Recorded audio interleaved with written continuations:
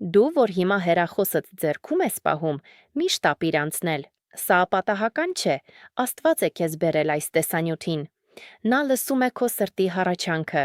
Նա գիտի, թե որքան ես հոգնած և ցանկանում է անձամբ բժշկել քեզ։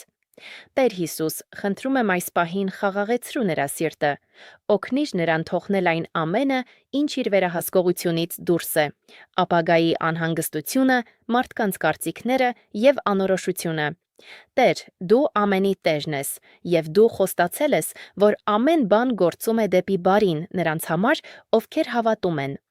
Հիշեցրու նրան, որ 2 տարի առաջ էլ նա կարծում էր, թե չի դիմանա, բայց դու նրան անցկացրիր այդ ամենի միջով և այսօր էլ նրա հետ ես։